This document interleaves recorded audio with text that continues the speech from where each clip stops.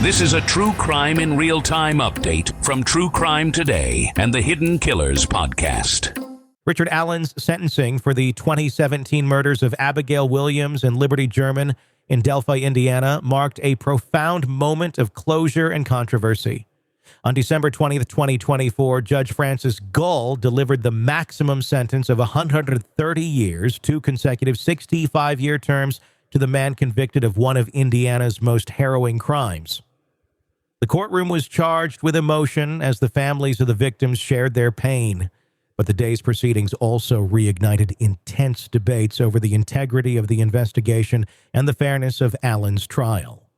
The sentencing hearing began with emotional victim impact statements that laid bare the anguish felt by the families of Abby and Libby. Abby's grandmother, Diana Erskin, spoke of sleepless nights haunted by crime scene photos, while Libby's mother, Kerry Timmons, described a path of destruction left by Allen's actions. The family's grief was palpable, their words searing, a demand for justice and a desire for closure that could never be fully realized. However, the day's events were as much about the case's unresolved questions as they were about the conviction. Richard Allen's defense attorneys had argued throughout the trial that his confessions were not credible, claiming they were the product of mental duress and situational psychosis brought on by his prolonged isolation in prison. These confessions, made during phone calls with his wife, included the chilling admission, "I did it. I killed Abby and Libby." Yet, the defense maintained that the circumstances surrounding these statements and their admissibility warranted scrutiny. Central to the prosecution's case was the discovery of an unspent .40 caliber bullet at the crime scene. Forensic analysis linked the cartridge to Allen's Sig Sauer P226 firearm.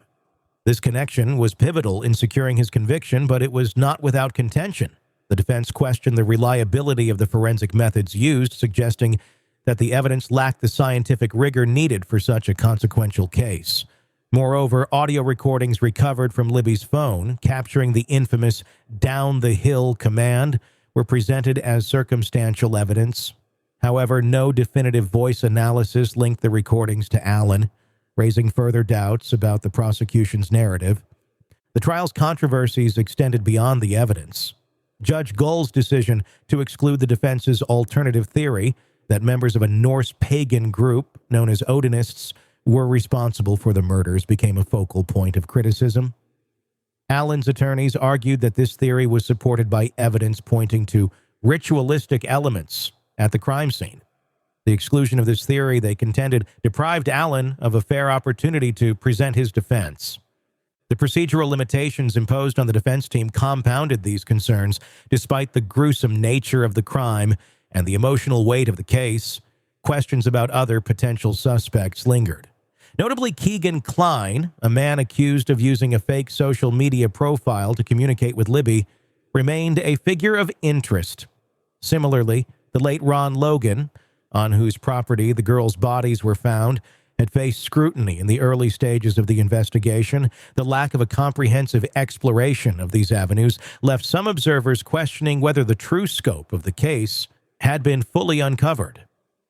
For the families of Abby and Libby, the sentencing provided a measure of justice, but it came with a heavy cost.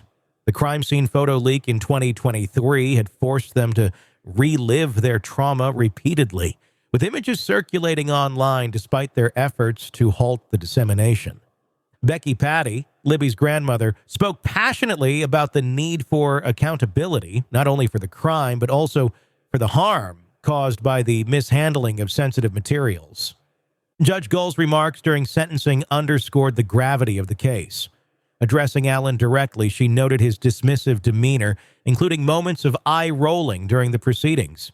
Her words reflected the collective outrage felt by the community, but they also highlighted the deep divisions in public opinion about the trial's fairness.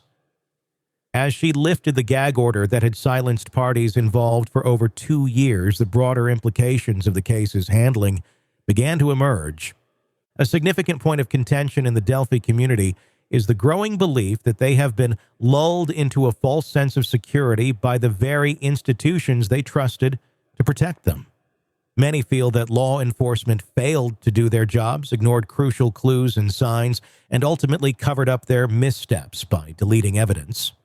This perception has fueled skepticism about Richard Allen's guilt, with some arguing that the rush to convict him may have been an attempt to obscure investigative failures.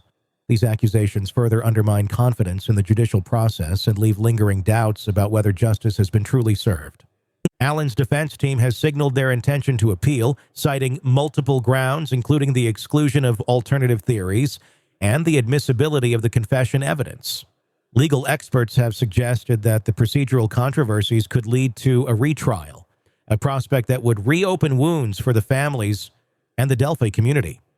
As the courtroom emptied, the questions surrounding the case lingered. Did the system truly serve justice, or were critical aspects of the truth left unexplored? For now, Richard Allen remains convicted, but the shadow of doubt continues to cast a long and uncertain pall over the Delphi murders.